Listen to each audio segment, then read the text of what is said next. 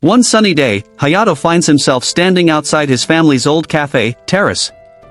As he surveys the familiar surroundings, a wave of nostalgia washes over him, realizing it has already been 3 years since he last stood there. Stepping inside, he notices the cafe is just as rundown as he remembered, and he muses that it might be more practical to demolish the place rather than attempt to sell it. Lost in his thoughts, Hayato is suddenly jolted back to reality by a woman's voice calling out for someone named Ami. Turning to investigate, he's startled to see a girl entering the room with a laundry basket in hand. She starts to speak but abruptly stops, screaming at the sight of him. In a panic, Hayato bolts from the room, only to collide with the girl who was being summoned, who then requests that he wash her sweaty clothes. Stunned by the bizarre encounter, he yells and runs away again, bewildered by the presence of 2 women in his house.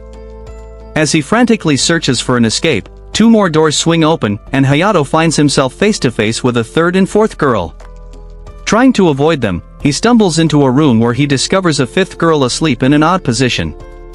Just then, Ami rushes at him, accusing him of being a pervert before knocking him out cold with a powerful roundhouse kick. When he eventually regains consciousness, Hayato finds himself tied up, surrounded by the 5 girls. After introducing themselves, Uka apologizes for the misunderstanding, but Hayato is furious, demanding to be released immediately. The girls, however, remind him that he had caught them in a compromising situation. Ryo then chimes in, mentioning that she had heard about him from his grandmother, who proudly told them about her grandson's acceptance to Tokyo University. Uninterested, Hayato cuts to the chase, asking why they are in his house and what their connection to his grandmother is. Shero reveals that they considered his grandmother family, having worked part-time for her over the past year. She had even given them permission to live in the house, as there were plenty of unused rooms. Ami points out that this arrangement gives them the right to stay there, and Uka questions why Hayato doesn't just return to Tokyo. Hayato refuses, stating that they are complete strangers and he has every right to evict them. However, Uka hits back, reminding him that he abandoned his grandmother for 3 years, and they were the ones who paid for her funeral. Hayato tries to explain that he had a falling out with his grandmother before starting high school and only learned of her death when the authorities contacted him. He then promises to repay them for the funeral expenses and insists they untie him and leave his house. Meanwhile, on the beach, the girls gather to discuss their situation and what they should do next. R expresses concern that Hayato might kick them out, leaving them homeless. Loka suggests they ignore him and continue living there, but Shera points out that it isn't their house, so they might not have a choice. Loka grows frustrated, recalling Hayato's earlier comment about demolishing the cafe to build a parking lot, which he argued would be a lucrative business given the number of visitors the beach attracts in the summer. Loka can't understand Hayato's obsession with money and questions how he could possibly be related to such a kind old lady. Ryo then cautions Loka to lower her voice, as they are drawing attention. Ain expresses worry about being asked to leave the house, especially since ticket sales for their concert have been slow. Ryo admits that managing day-to-day finances has been tough, which only adds to their difficulties. Shera notices that Ami seems lost in thought and asks what's bothering her. Ami confesses that she just realized she was the only one fully exposed in front of Hayato, thanks to her roundhouse kick. Loka is shocked that Ami only just realized this, while Shero, Geku, and R admit that Hayato had also seen them changing clothes, causing them to blush. Revo then suggests that with 5 attractive girls like them, there are always options, and remarks that guys are just apes with their minds constantly in the gutter. Back at the house, Hayato lies on his bed, his mind racing with thoughts of the day's events. As he tries to figure out his next move, his thoughts drift to a past argument with his grandmother. He can't even recall what they were fighting about, but he remembers telling her he would never return. His musings are interrupted when Loka enters his room, dressed in a maid outfit. She informs him that she's about to prepare dinner and invites him to join them, addressing him as master. Hayato, however, isn't fooled by her attempt to curry favor and makes it clear that his decision stands. Loka blushes and tries to play it off, insisting it's not what it looks like. Curiosity piqued, Hayato asks Loka if she always dresses like that when cooking. Loka admits she doesn't but wanted to make an extra effort for her master. Hayato, slightly amused, agrees to pay her for her cooking, bringing a smile to Loka's face as she eagerly says she'll make pilaf right away. But before she can leave, Hayato stops her, demanding fried chicken instead. Loka hesitantly explains that pilaf is the only dish she knows how to make, but Hayato insists on fried chicken, leaving her with no choice but to agree. Despite her best efforts, Loka ends up burning the chicken to a crisp. With a smug expression, Hayato lectures her on the cost of making fried chicken and how she has wasted their resources. Loka is left bewildered by Hayato's harsh attitude, while Ryo begins to question her earlier assumption that Hayato was a heartless loser. She then calls for Ami to back her up. Ami, dressed in her running gear, appears and casually addresses Hayato as Hayachi, inviting him to join her for an evening run to strengthen their bond. However, Hayato quickly shuts down her attempt at friendliness, firmly telling her never to call him that again. He also questions her choice of outfit, asking if she's really planning to go outside dressed like that, causing Ami to blush. As the night progresses, the group decides to order takeout, teasing Uka about her burnt chicken. Despite their jabs, Uka stubbornly insists the chicken is still edible and takes a reluctant bite. Revo then notices Ala's outfit and, with a hint of amusement, questions what she's even wearing. Turning to Hayato, she playfully addresses him as Dear Master and invites him to enjoy the bath she has prepared for him. As Hayato relaxes in the bath, memories of a conversation with his grandmother come flooding back. He had made grand promises about getting into Tokyo University, landing a prestigious job, and working others to the bone. However, his grandmother had dismissed his ambitions, calling them nonsense and labeling people with such attitudes as the real losers. Her words made him wonder if she had no desire to be wealthy, but she had simply replied that she didn't need much to be happy.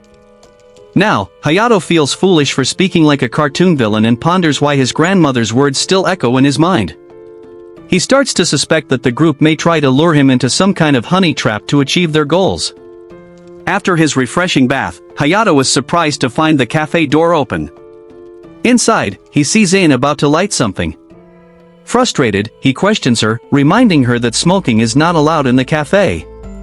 Unfazed, Ain offers him one, revealing that it's just chocolate. She then explains that she came to the cafe to write songs for her band because the peaceful atmosphere helps her focus.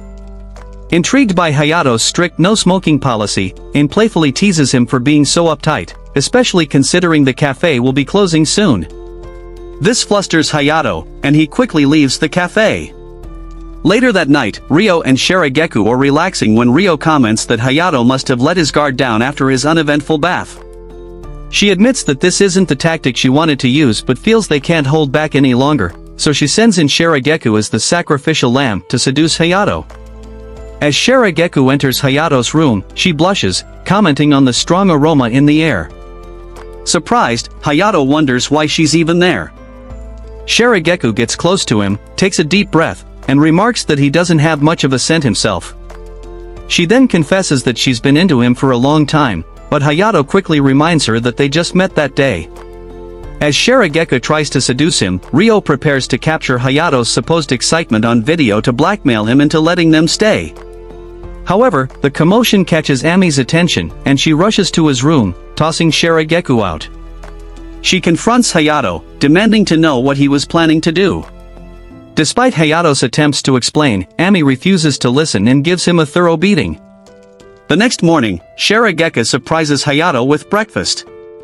Although it's not as delicious as his grandmother's cooking, she hopes he'll enjoy it. Just then, two men arrive to inspect the cafe and house for demolition, much to the girl's disappointment. The men assess the demolition cost and agree that a parking lot would indeed be more profitable. When one of them forcefully tears off the store sign, it triggers a memory for Hayato of his grandmother explaining its significance to him as a child. As the man is about to discard the sign, Hayato insists on keeping it, as it holds sentimental value. Later, as Hayato lies in bed, his mind drifts back to his grandmother's loving care after his parents' tragic car accident. Suddenly, Uka enters his room unannounced, presenting him with a dish of pilaf for dinner. Hayato is surprised by her unexpected gesture and tells her he doesn't want it. Uka explains that this is the only dish his grandmother taught her to make and that she prepared it because his grandmother mentioned it was his favorite. After Uka leaves, Hayato reluctantly sits down to eat, muttering to himself about how plain the pilaf looks. As he takes a hesitant bite, memories of his grandmother flood back. He vividly recalls a time when she humbly apologized to a debt collector and promised to repay what she owed by the following month. This memory brings tears to his eyes as he reflects on his own ambitions to prove wrong all those who look down on his family's circumstances. Overhearing his monologue, Uka begins to see Hayato in a different light, realizing that he may not be as cold-hearted as she initially thought. As Hayato washes the dishes, Uka eagerly asks about the meal, but his nonchalant response of the normal, "I guess," only seems to irritate her, prompting her to demand an explanation. Hayato then asks if his grandmother always ate dinner with them like they did the previous night. Uka confirms that they always dined together and had a great time. Curious about his grandmother, Hayato asks Uka what she was like before she passed away. Uka recounts how his grandmother, exhausted from laughing, decided to rest, but when she went to wake her, she didn't respond. Hayato finds solace in knowing that his grandmother passed away happy, enjoying time with her loved ones, which causes Uka to blush. However, Hayato's tone quickly shifts as he asks Uka to bring him the cafe's account ledgers. As he inspects them, he is shocked but not surprised to find that nearly all of them show deficits, revealing the cafe's dire financial state. He turns to the 5 girls and tells them that the cafe went over budget because all 5 of them were working there. Uka demands to know why he's getting testy and what he hopes to achieve by looking at the ledgers now. Hayato then announces that he will take over the cafe and run it in his grandmother's place. He explains that he has decided to pay his tuition and take a year off from university. If, after that year, he doesn't see any results, he will turn the place into a parking lot. Uka asks if that means he'll be living with them, to which Hayato responds that it's his house to begin with, and if they don't like it, they can move out. Uka calls him desperate, and Hayato agrees, asserting that he is the master of the house. Ami is the first to agree to stay, saying that moving is a major pain. R follows up by suggesting they can think of it as a house share and decides to stay too. Ain, who is broke and doesn't have many options, also chooses to stay. Shirageku timidly agrees to stay, and after some hesitation, Uka admits she has no other choice and decides to stay as well. With that, Hayato finds himself entangled with these 5 troublesome girls. Will they be the goddesses of good fortune who save the cafe, or the devils of poverty that bring it down? Thank you for watching. Like and subscribe for more videos like this.